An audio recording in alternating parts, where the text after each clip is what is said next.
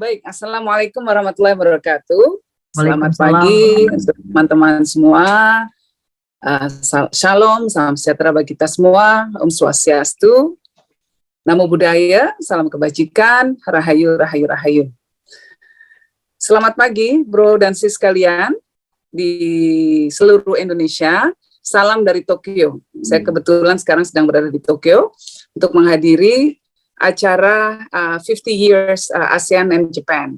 Jadi kita dengan Jepang ini, negara-negara ASEAN sudah menjalin hubungan selama 50 tahun. Nah, untuk memperingati hubungan yang baik tersebut, maka diadakan sebuah konferensi internasional dan saya diundang menjadi salah satu pembicaranya. Jadi ini di sini sekarang waktunya 2 jam, lebih awal dari teman-teman di Indonesia. Nah, kemarin Mbak Isyana kontak saya untuk ikut join ini. Ya, nggak apa-apa deh, ini walaupun sedikit mengganggu acara halan-halan mau ke pasar, tapi demi bertemu dengan bro and sis sekalian, ya walaupun melalui Zoom, maka permintaan Mbak Isyana tersebut saya sambut dengan baik. Dan terima kasih telah mengundang saya dalam acara Sekolah Kader yang diadakan oleh PSI. Mbak Isyana, Mas Giring, teman-teman sekalian yang ada semua di sini, ya.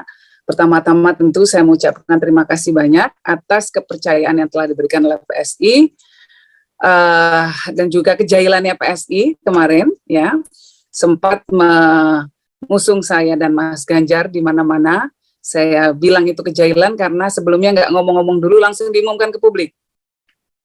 Jadi saya kaget juga, saya taunya dari media, sama mungkin seperti teman-teman yang lainnya, tapi itu sebuah surprise yang akhirnya kemudian mendekatkan hubungan antara kita semua.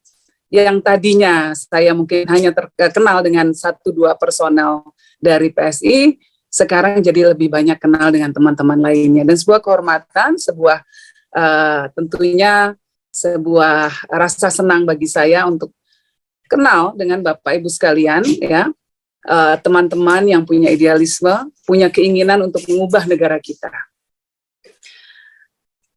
Ketika saya diminta untuk bicara soal menyemangati, gitu ya, saya pikir sebetulnya teman-teman PSI ini sudah punya semangat luar biasa, dan itulah yang kemudian membuat saya tertarik untuk mendalami lebih banyak, untuk mengenal lebih dekat teman-teman sekalian. Karena yang saya lihat itu, yang paling awal adalah semangatnya, semangat anak-anak muda. Dan semangat anak-anak muda inilah yang saya rasa akan menjadi modal besar bagi kita semua, bagi negara Indonesia, untuk bisa meraih mimpinya. Ya, mimpi pada suatu saat nanti menjadi negara dengan penghasilan nomor 4 terbesar di dunia. PricewaterhouseCoopers sudah mengatakan bahwa by 2050, ya, 2045, bukan 2050, bukan 2050, 2045, Indonesia akan menjadi sebuah negara dengan tingkat ekonomi yang sangat maju, menjadi kekuatan ekonomi terbesar nomor 4 sedunia. Dan itu luar biasa sekali, karena tidak semua negara, ratusan negara yang ada di dunia, punya kesempatan untuk menjadi makmur dan sejahtera, diprediksi akan makmur dan sejahtera seperti Indonesia. Nah, namun untuk bisa meraih mimpi, untuk bisa meraih prediksi tersebut, untuk bisa mewujudkan menjadi sebuah kenyataan, bukan cuma sekedar mimpi, ada banyak hal yang harus kita lakukan. Ada dasar-dasar yang harus kita terapkan dahulu, agar bisa maju ke depan, berderap semangat dengan serempak, dengan baik. Apa saja semangatnya? Apa saja dasar-dasar yang harus ada tersebut? Yang pertama, bahwa negara ini harus dikelola dengan baik. Persoalan-persoalan yang sekarang kita hadapi harus kita coba atasi dengan baik. Walaupun kita diprediksi menjadi negara maju, negara besar, tapi kita melihat bahwa persoalan yang dihadapi bangsa kita masih juga besar. Angka kemiskinan di Indonesia masih cukup tinggi. Di bawah Pak Jokowi ada penurunan cukup signifikan terhadap angka kemiskinan. Sekarang sudah di bawah 2 digit, menjadi 9,8% rakyat Indonesia yang dianggap miskin. Ya, tapi 9,8% itu hampir 10% ya. Itu juga sangat tinggi kalau dibandingkan dengan jumlah penduduk Indonesia 270 juta orang. 10%, 9,8% berapa yo? Berapa Mas Giring? Kalau matematikanya nggak pintar berarti mirip-mirip saya. Hampir sekitar 27 juta. 25 jutaan. Penduduk kita masih sangat miskin. Itu yang miskin sekali. Padahal ada juga yang namanya prone to poor dan rentan miskin, ya, dan hampir miskin. Mungkin kalau istilah anak gaulnya, anak PSI bilangnya sadikin, sakit sedikit miskin. Nah, itu kalau dihitung-hitung, hampir sekitar 40 juta atau 50 juta penduduk Indonesia. Jadi, challenge kita masih tinggi banget. Nah, begitu challenge kita tinggi, maka perlu kebijakan publik yang bisa memastikan bahwa tantangan ini harus kita atasi bersama. Nah, kekuatan anak muda lah yang bisa menjadi salah satu pengungkit untuk Indonesia bangkit. Nah, selain persoalan poverty, ya, persoalan kemiskinan itu, ada lagi persoalan lainnya, persoalan climate change, persoalan perubahan iklim. Itu mengancam sekali. Ini salah satu bahan pembicaraan saya pada acara ASEAN Japan kemarin ya, yang di konferensi internasional tersebut. Ancaman apa sih yang dihadapi negara-negara di dunia? Seluruh bangsa di dunia, tidak terkecuali Indonesia. Nah, salah satunya adalah ancaman climate change atau perubahan iklim. Perubahan iklim ini mengancam semua orang, mau Islam, mau Kristen, mau Buddha, mau Hindu, mau apapun, semua sama-sama terancam. Banjir nggak akan nanya dulu di depan pintu rumah kita, nyon sewu mas, Anda ini Islam apa Kristen ya? Enggak. Begitu banjir.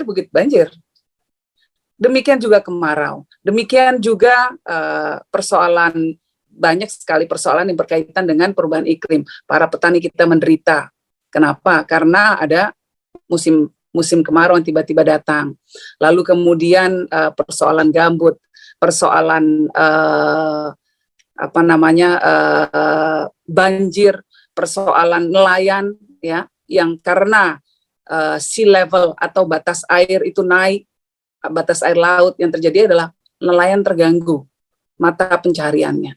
Jadi perubahan iklim itu dampaknya kemana-mana dan harus diatasi bersama dan harus diatasi oleh semua pihak.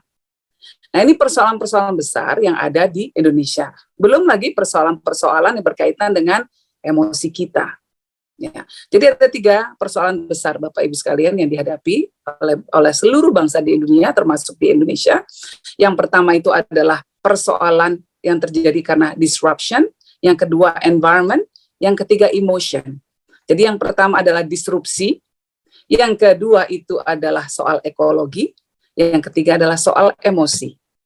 Nah, kalau kita bicara soal disrupsi, kita baru menghadapi ya, yang namanya pandemi COVID-19 itu memperlihatkan bahwa ternyata persoalan kebijakan kita tentang pelayanan kesehatan masyarakat itu masih sangat-sangat fragil, masih sangat-sangat lemah. Dan ini seluruh dunia. Ini harus dibantu dengan perubahan kebijakan yang lebih baik. Ini contohnya. Lalu disrupsi yang terjadi karena adanya perkembangan teknologi. Ini juga membuat persoalan-persoalan baru di masyarakat. Ada sisi baiknya. Yang tadinya nggak kenal jadi kenal. Yang ada di mana-mana, tadi ada Makassar hadir, dari mana-mana, mungkin dari mana lagi nih yang datang nih.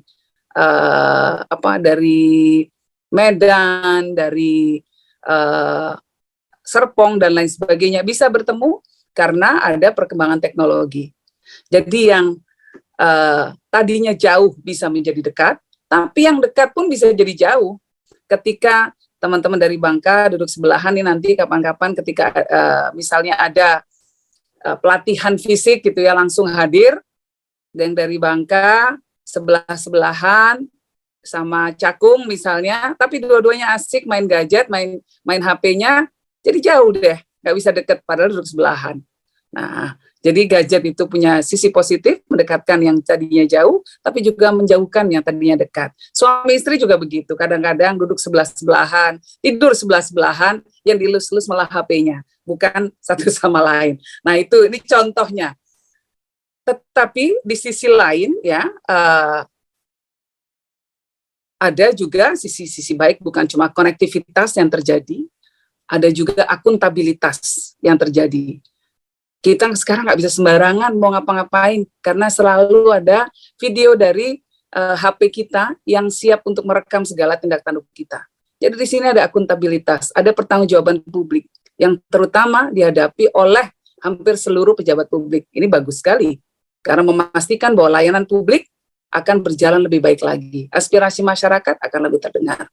Nah, di sisi lain, ya, sosial media membuat anak-anak kita jadi kecanduan. Mungkin kita pun jadi kecanduan sosmed. Begitu udah nonton YouTube, begitu nonton TikTok, duduk ngejeglek sejam, nggak bangun-bangun. Nah, perlu disiplin untuk bisa keluar dari kecanduan semacam itu. Tapi juga perlu adanya sebuah public policy. Perlu adanya sebuah gerakan. Nah, ini yang bisa menggerakkan biasanya adalah para aktivis-aktivis politik, aktivis masyarakat. Termasuk diantaranya adalah orang-orang PSI. Karena orang-orang PSI yang dimiliki adalah semangat. Yang dimiliki adalah keinginan untuk membuat perubahan yang positif di tengah-tengah masyarakat. Nah, pertama-tama saya tentu ingin memberikan selamat kepada Bapak Ibu sekalian. Karena sudah punya keinginan untuk mengabdi kepada kepentingan masyarakat, melalui keterlibatan di partai politik. Ya. Tidak mudah loh masuk di partai politik. Tidak mudah untuk mengabdi pada kepentingan masyarakat. Diperlukan mental yang kuat, diperlukan keinginan untuk mengabdi, dan diperlukan sebuah ketahanan mental. Ya. Karena ini yang namanya pengabdian publik bukan cuma sprint, bukan lari sprint ini, tapi lari maraton. Ya, tetapi rewardnya, hadiahnya luar biasa sekali. Ya, nah cuma hadiahnya jangan dipikir hadiahnya berupa sebuah hadiah finansial. Ya mungkin kalau jadi anggota DPR dapat gaji, dapat fasilitas dan lain sebagainya. Tapi kita harus berpikir beyond that, lebih dari itu. Yang didapatkan oleh orang-orang yang ingin mengabdi kepada kepentingan publik adalah dia punya kesempatan untuk membuat perubahan di tengah masyarakat. Dia punya kesempatan untuk meninggalkan jejak di masyarakat. Dia punya kesempatan untuk menciptakan nama baik bagi dirinya dan keluarganya. Tapi juga kalau salah langkah, bisa juga menciptakan malapetaka bagi dirinya dan keluarganya. Ya. Nah, jadi penting sekali bagi kita untuk menata niat. Kenapa mau masuk politik? Kenapa mau jadi anggota DPR? Kenapa mau berkecimpung dalam dunia public policy, kebijakan publik? Kalau niatnya cuma gagah-gagahan doang, mau kenal-kenal orang-orang keren kayak Mas Giring, Mbak Grace, Mbak Isyana, ya, aduh nggak usah lewat situ, DM aja di ininya, di sosmednya.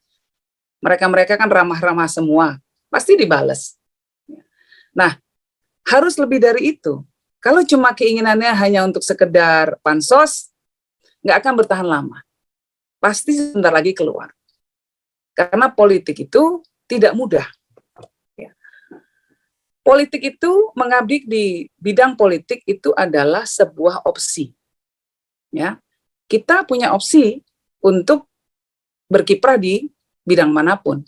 Dulu saya sebelum masuk politik, saya kerja di koran Australia. Gaji saya $. Ini waktu saya masih belum nikah. Jadi bayangin masih single, gajinya udah $. Udah sejahtera banget hidupnya, kira-kira begitulah. Kalau mau mikirin hidup untuk diri sendiri sih ya bisa lah kira-kira. Cuma kemudian saya ketika kemudian tidak sengaja masuk ke politik, ya karena ikut Gus Dur dulu ya, maka disitulah saya mendapatkan sebuah pengalaman yang luar biasa, di mana ketika kita menciptakan atau mendorong sebuah kebijakan publik yang berdampak positif bagi kebijakan masyarakat, ada perasaan yang apa ya, perasaan luar biasa yang kita alami. Ada kepuasan yang nggak bisa dideskripsikan dengan kata-kata. Yang kita lakukan punya dampak untuk mengubah nasib orang. Yang kita lakukan punya dampak untuk mengubah nasib negara. Yang kita lakukan punya dampak untuk mengubah nasib dunia. Nah, jadi sis dan bro sekalian, kita semua ini adalah pemimpin. Saat ini yang namanya pemimpin struktural dan pemimpin non-struktural, itu batasannya agak tipis dalam hal influence atau kemampuan dia untuk mempengaruhi masyarakat. Ya. Kita lihat, ya, banyak sekali pemimpin-pemimpin informal di masyarakat yang justru punya influence atau punya kemampuan untuk punya pengaruh yang lebih besar daripada orang-orang yang duduk di struktur pemerintahan misalnya. Jadi ada dua macam pemimpin. Pemimpin formal dan pemimpin informal. Pemimpin formal adalah orang-orang yang dipilih melalui jalur politik untuk menduduki posisi-posisi formal, posisi-posisi strategis di tengah-tengah masyarakat, ya, untuk membuat kebijakan publik yang berpihak pada kepentingan masyarakat. Contohnya siapa? Contohnya presiden, menteri, bupati, gubernur, anggota DPR, sampai ke tingkat kepala desa. Itu pemimpin formal semua. Ya. Nah, pemimpin informal adalah orang-orang yang tidak punya jabatan publik, tidak dipilih melalui proses politik, tetapi punya pengaruh luar biasa di tengah-tengah masyarakat. Contohnya siapa? Contohnya adalah pemuka agama, contohnya adalah pemuka masyarakat, contohnya adalah aktivis lingkungan hidup, aktivis kesetaraan gender misalnya, aktivis sosial, dan lain sebagainya. Mereka punya pengaruh nggak di masyarakat? Punya banget. Yang namanya pemimpin agama misalnya, dia hadir di tengah-tengah masyarakat, mulai dari orang lahir sampai orang meninggal, didampingi. Pengaruhnya besar. Pemimpin masyarakat pun seperti itu. Nah, ada seorang aktivis lingkungan hidup dari Bali, namanya Melati Waishen. Dia anak muda, umurnya belum sampai 20 tahun. Tapi dia menjadi pemimpin. Kenapa? Karena dia mendorong masyarakat di Bali untuk tidak menggunakan plastik sekali pakai. Ya, dia demo, dia mendidik masyarakat, dia melakukan edukasi, dia melakukan gerakan-gerakan dan lain sebagainya. Yang terjadi adalah akhirnya Bali mengadopsi sebuah kebijakan publik di mana retailer-retailer, toko-toko udah nggak boleh pakai plastik sekali pakai. Makanya teman-teman Bali pasti tahu di sana kan pakainya boleh bawa kantong sendiri atau bawa kantong kertas, dikasihnya seperti itu. Dan itu penyelamat luar biasa bagi kepentingan dunia. Indonesia ini adalah salah satu juara dalam hal apa? Dalam hal nyampah plastik, terutama di laut. Dulu juara 1, sekarang agak lumayan udah turun, sekarang juara 4. Ya, dan kita terus meningkatkan target agar tahun 2030 sudah 0%, kita tidak memakai plastik sekali pakai. Nah, ini tentu perlu melibatkan makin banyak orang untuk mengedukasi masyarakat. Nah, orang-orang seperti Melati tadi, dia bisa sampai mendorong sebuah kebijakan publik, itu menunjukkan bahwa dia punya pengaruh besar. Padahal anak umur berapa? Nah, artinya semua orang punya kemampuan untuk melakukan perubahan. Salah satu hero saya, salah satu pahlawan saya yang selalu saya jadikan inspirasi ya adalah orang namanya Pak Samsudin. Dia orang Kalimantan, ya, tinggalnya di Banjarmasin. Profesinya adalah tukang becak. Pekerjaannya sehari-hari mengayuh becak di Banjarmasin. Penghasilannya sehari 20.000. Tapi Rp5.000 dia sisihkan untuk membeli apa? Membeli bibit pohon. Bibit pohon itu kemudian dia pakai untuk menanam pohon di seluruh kota Banjarmasin agar Banjarmasin lebih hijau. Kebayang nggak Pak, Bu? Kebayang nggak sis, bro? 25% of your income.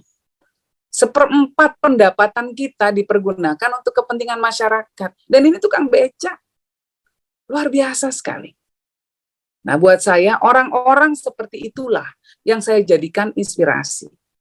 Ada lagi Ibu Tri. Ibu Tri itu pengusaha konveksi di Surabaya.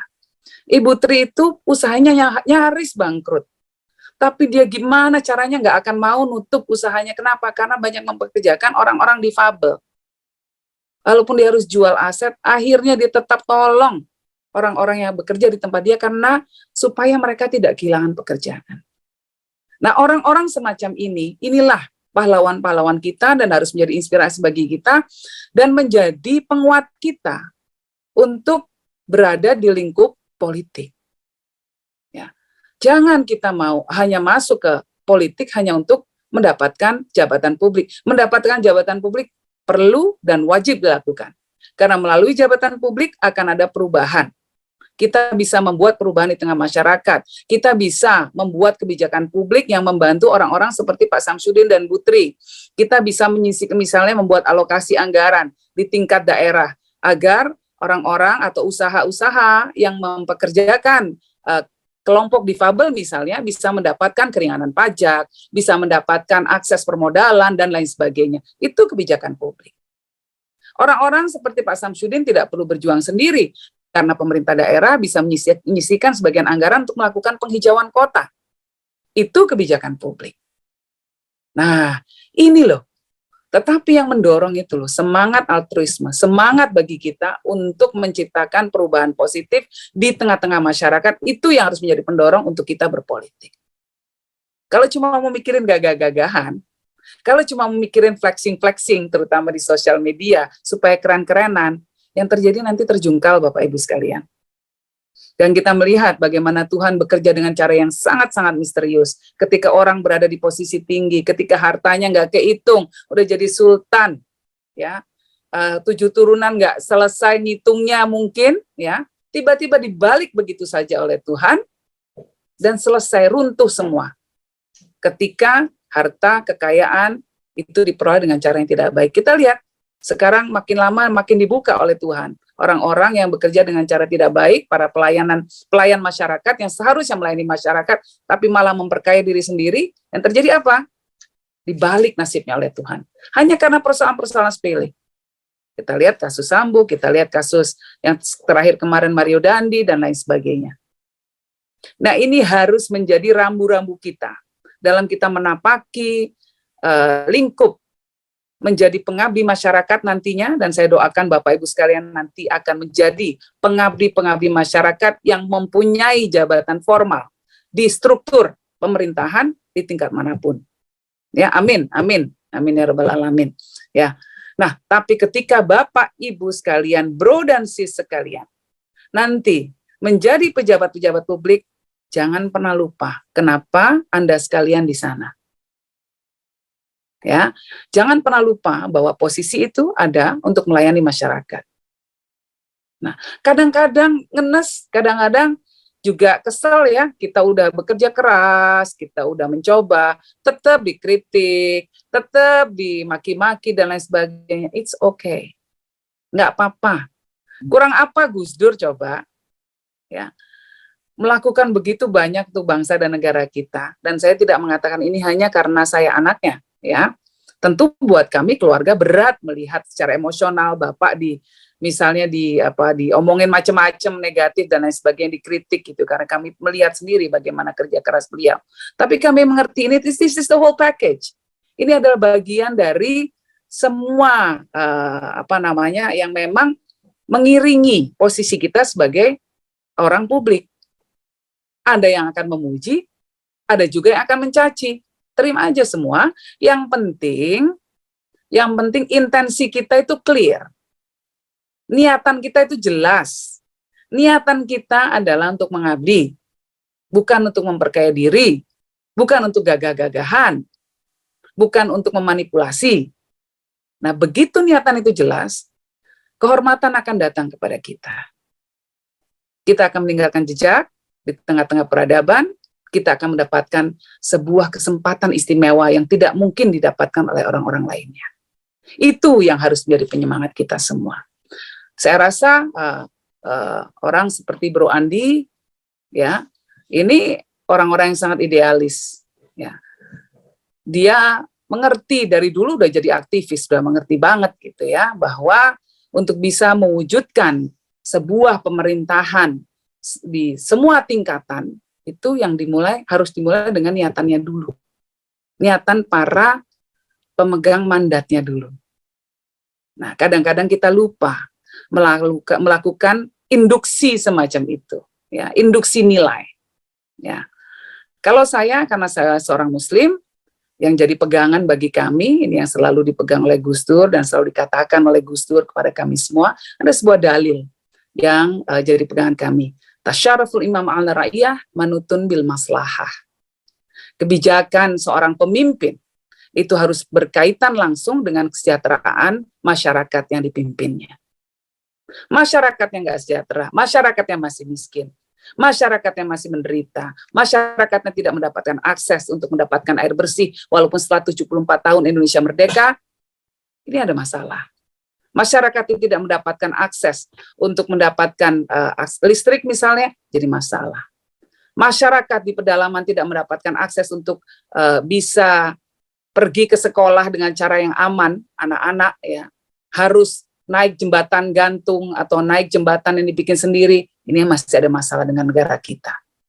Ketika masyarakatnya tidak mendapatkan akses ke listrik atau ke internet, anak-anak di pedalaman tidak bisa belajar, yang terjadi adalah disparitas. Yang terjadi adalah lubang yang menganga antara yang kaya dan yang miskin nantinya. Anak-anak kaya akan makin sukses, anak-anak miskin akan makin tertinggal karena mereka tidak mendapatkan kualitas akses pendidikan yang berkualitas. Ini yang jadi PR buat kita semua. Kita ingin anak-anak di pedalaman Papua, di Wamena, anak-anak yang ada di NTT, anak-anak yang ada di mana-mana di Lembah Baliem, anak-anak yang ada di Aceh, anak-anak yang ada di semua ya di pinggiran Baduy Dalam misalnya, itu semua punya akses ke pendidikan yang sama dengan anak-anak yang dari Jakarta. Dan itu kuncinya adalah di penyediaan infrastruktur, baik infrastruktur fisik maupun infrastruktur pendidikan, infrastruktur kesehatan yang memadai. Nah, ini bro dan sis, kalau dari saya ya, saya ingin menguatkan ya, meneguhkan semangat kita semua untuk betul-betul mengabdi kepada kepentingan bangsa dan negara. Itulah yang akan menjadi sandaran kita ketika perjuangannya berat, ketika menemui tantangan di lapangan, ketika nanti, aduh duitnya habis, mau nyalek duitnya habis, nggak cukup modalnya. Jangan pikir ya Pak, Bu, bahwa uang itu menjadi penentu segalanya. Kreativitas sekarang. Dulu ya orang berpikir IQ itu yang paling utama, sekarang yang namanya creativity quotient ya. Orang kreatif itu biasanya lebih punya cara untuk menyelesaikan masalah. Ya, walaupun nggak punya duit banyak, Bapak Ibu sekalian, pakai kreativitas untuk meyakinkan orang-orang sekitar kita bahwa kita orang yang pas untuk mewakili aspirasi mereka, menyuarakan apa yang ingin mereka kehendaki bagi sebuah kebijakan publik yang berpihak bagi masyarakat. Nah, itu saya rasa, tapi ya itu sesi yang berbeda ya Mbak Isyana, itu mungkin yang bisa bantu. Kalau yang teknis-teknis begitu itu Mas Faris itu biasanya agak-agak kreatif itu suami saya. Nah sekarang suami saya sudah saya pinjamkan ini untuk PSI, tolong dimanfaatkan sebaik-baiknya dan dikembalikan dalam keadaan utuh gitu ya. Jangan merah-merah banget warnanya, karena dia juga hijaunya juga nggak boleh lupa ya. Karena dia juga di Ansor gitu. Siap Mbak, siap. Tapi ini bukti komitmen bahwa kami punya keinginan untuk membantu PSI dan ingin melihat bahwa PSI ini sukses. Karena kesuksesan Indonesia ada di tangan anak-anak muda atau orang-orang yang berjiwa muda. Saya tahu bahwa tidak semua yang ada di PSI ini usianya muda, di bawah 40 tahun gitu ya, atau di bawah 50 tahun. Tapi sekarang semua yang di bawah 70 tahun itu muda semua. Apalagi kalau kita bandingkan dengan tingkat produktivitas dari banyak figur-figur dunia. Kemarin di Jepang ya ada saat yang sama ada juga kedatangan dari Pak Mahathir Mohamad. Nah, Pak Mahathir Muhammad kalau usianya udah hampir 100 tahun masih kemana-mana, masih bicara di mana-mana, dan kemarin masih nyalek pula. Wow. Nah, dibandingkan dengan Pak Mahathir, Bapak Ibu sekalian, Bro sekalian, ya remaja semua, bahkan balita, ya kan? Apalagi dibandingkan juga kemarin dengan Ratu Elizabeth, masih ngabdi pada kepentingan negaranya sampai usia 96 tahun. Udah kita semua ini ya, anak-anak semua lah, berjiwa muda semua, ya, punya semangat semua. Nah, artinya bahwa dengan nikmat kesehatan, nikmat kekuatan, nikmat semangat muda yang kita miliki ini, kita punya modal besar untuk membangun negara kita. Nah, itu tadi pesan saya, jaga intensi kita. Karena intensi itu yang akan menentukan langkah ke depan, yang akan jaga langkah kita ke depan, dan akan menguatkan kita. Ketika kita menghadapi banyak tantangan, kita akan tetap bangkit lagi. Kita mungkin jatuh, nggak apa-apa. Nanti mungkin nggak semuanya akan lolos jadi anggota DPR atau DPRD pada pemilu 2024. Tidak apa-apa, jangan kecil hati. Tetap semangat. Mungkin belum masanya 2024 Mbak Bro dan sis sekalian jadi anggota DPR. Belum masanya jadi anggota DPRD. Tapi jangan-jangan pemilu berikutnya. Itu tadi ya, dari Pak Mahathir, bayangkan udah jadi Perdana Menteri, lalu kemudian selesai, turun, jadi lagi. Atau Pak Anwar Ibrahim. Pak Anwar Ibrahim bahkan sudah pernah dipenjara, tapi tetap bertahan karena ini maraton. Ya, sekarang malah jadi Perdana Menteri. Itu semangat kita semua. Ya, yang paling penting semua keinginannya sama untuk mengabdi pada kepentingan dan masa negara. Saya yakin Tuhan Yang Maha Kuasa akan melindungi langkah-langkah kita, akan memberikan kita semangat, akan memberikan kita kekuatan, dan yang paling penting adalah menuntun semua tindakan kita ke depannya. Doa saya agar kesuksesan bisa diraih oleh PSI, dan PSI bisa menjadi partai yang akan membuat kejutan besar di jagat politik di Indonesia. Dengan lonjakan perolehan kursi yang tidak disangka-sangka nantinya. Amin. Kita semua, amin. Ya, kita bekerja sama, saling mendoakan, dan saling bekerja keras. Semangat untuk berusaha sekalian, semangat untuk PSI, semangat untuk kemajuan Indonesia. Terima kasih. Assalamualaikum warahmatullahi wabarakatuh.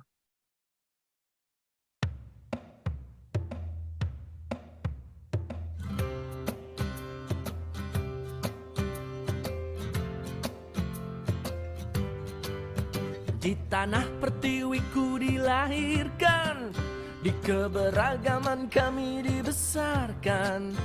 Perbedaan bukan sebuah halangan, Pancasila di dadaku. Jangan kau dengarkan suara sumbang, sama-sama teriak perbaikan. Bersatu kita teguh, bercerai kita runtuh. Merah putih di dalam darahku. Berikanlah suaramu, buktikan solidaritasmu. PSI adalah kita, ayo genggam cinta. NKRI bersatu, ayo sama-sama kami mengabdi bersama untuk negeri. Partai Solidaritas Indonesia, jayalah wahai bangsaku. PSI partaiku. Jangan kau dengarkan suara sumbang, sama-sama teriak perbaikan. Bersatu kita teguh, bercerai kita runtuh. Merah putih di dalam darahku. Berikanlah suaramu, buktikan solidaritasmu. PSI adalah kita, ayo genggam cinta. NKRI bersatu, ayo sama-sama kami mengabdi bersama untuk negeri. Partai Solidaritas Indonesia, jayalah wahai bangsa.